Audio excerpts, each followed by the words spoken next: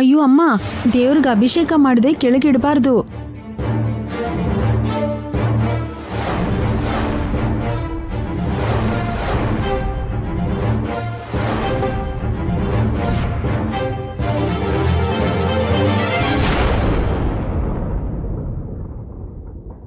ಹಾಗ ಹರಕೆ ತೀರ್ಸ್ಕೊಳ್ಳದೆ ಹೋಗ್ಬಾರ್ದಮ್ಮ.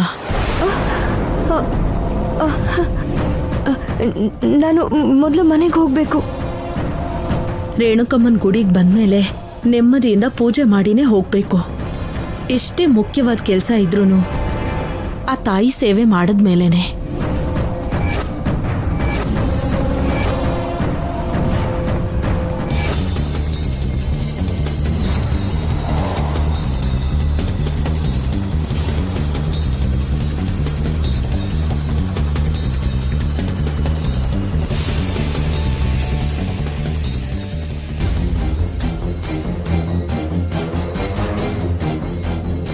ಅಮ್ಮ, ಅನಿರುದ್ಧ್, ಬಂದ್ಬಿಟ್ಯಾ? ಪೂಜೆ ಮಾಡೋ ಹೊತ್ತಿಗೆ ನೀನು ಇದ್ರೆ ಚೆನ್ನಾಗಿರೋದು ಅಂತ ಅನ್ಕೊಂಡಿದ್ದೆ. ಬಂದ್ಬಿಟ್ಯಾ? ಅಮ್ಮ, ಬೇಗ ಮುಗಿಸ್ಬಿಡೋಣಮ್ಮ. ಇವರಪ್ಪ ಬರೋಷ್ಟ್ರಲ್ಲಿ ಹರಕೆ ತೀರಿಸ್ಬಿಡ್ಬೇಕು. ಬೇಗ ಹೋಗ್ಬೇಕು ಅಂದೆ ಅಲ್ಲ, ಮೊದಲು ನೀನೇ ಅಭಿಷೇಕ ಮಾಡಮ್ಮ.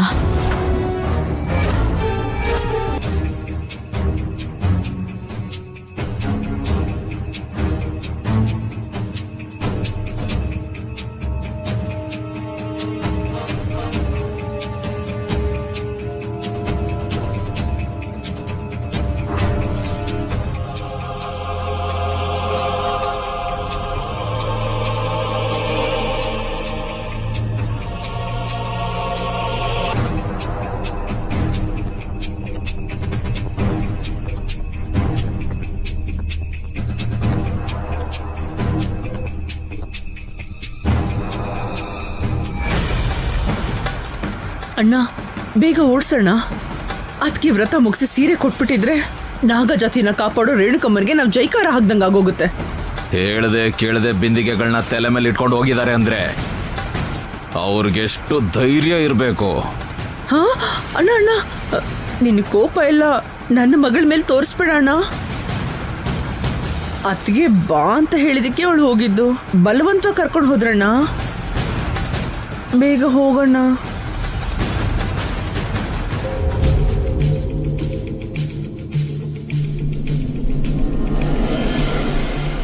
ಅಮ್ಮ ರೇಣುಕಮ್ಮ, ನಾಗಮಣಿ ಸಿಗೋ ಹಾಗೆ ಮಾಡಮ್ಮ.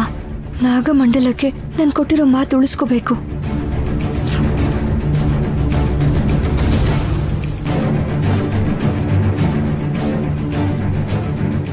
ನಾಗಮಣಿ ಈ ಊರಿನ ಗಡಿ ದಾಟಿದೆ ಅಂತ ಆ ತಾಯಿ ಸೀರೆನ ಸುಟ್ಟಾಕಿ ಬೂದಿ ಮಾಡಿದೆ. ಆ ನಾಗಮಣಿ ಈ ಊರು ದಾಟಿ ಹೋಗೇ ಇಲ್ಲ.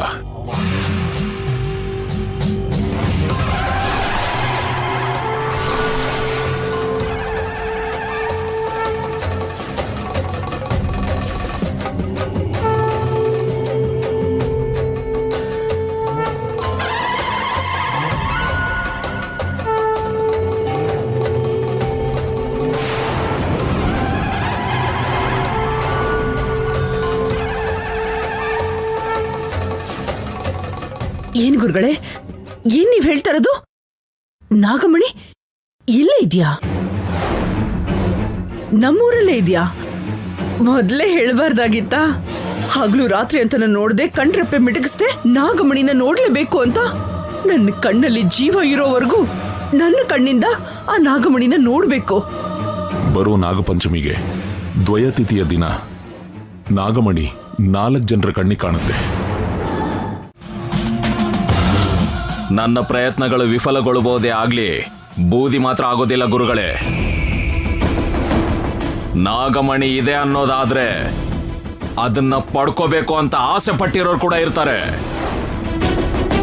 ನೀವು ಹೇಳಿದ ಹಾಗೆ ನಾಗರ ಪಂಚಮಿ ದಿನ ನಾಗಮಣಿ ದರ್ಶನ ನೀಡುತ್ತೆ ಅನ್ನೋದನ್ನ ನೀವು ನಿರೂಪಿಸಿ ಗುರುಗಳೇ. ಅಗ್ನಿಕುಂಡದಲ್ಲಿ ಆ ಸೀರೆ ಸುಡೋದನ್ನ ಎಲ್ಲರೂ ನೋಡ್ತಾ ಇದ್ದಾರೆ ತಾನೆ. ಸುಟ್ಟಿರೋ ಆ ಸೀರೆ ಮೊದಲು ಹೇಗಿತ್ತೋ ಹಾಗೇನೆ ಆ ಕುಂಡಲದಿಂದ ಆಚೆ ಬರುತ್ತೆ.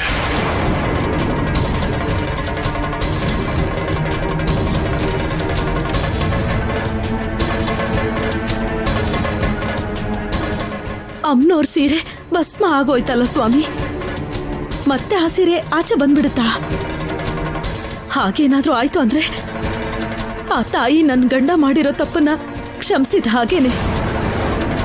ತಪ್ಪು ಅಂತಿದ್ಯಲ್ಲ ಅದಕ್ಕೆ. ನೀನ್ ಮಾತಾಡ್ಬೇಡಮ್ಮ, ಅಮ್ಮನವ್ರ ವಿಷಯ ನಮ್ಗೆ ಯಾಕೆ? ಅಮ್ಮ ರೇಣುಕಾದೇವಿ, ನಿನ್ನ ಲೀಲೆಗಳನ್ನ ನೋಡೋ ಭಾಗ್ಯ ನಮಗೆ ಕರುಣಿಸಮ್ಮ.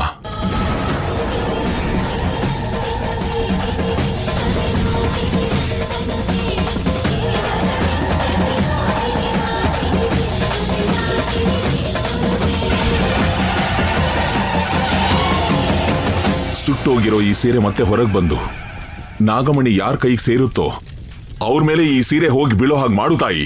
ಜೈ ಜಗನ್ಮಾತೆ, ಜೈ ಜೈ ಜಗನ್ಮಾತೆ, ಜೈ ಜಗನ್ಮಾತಾ.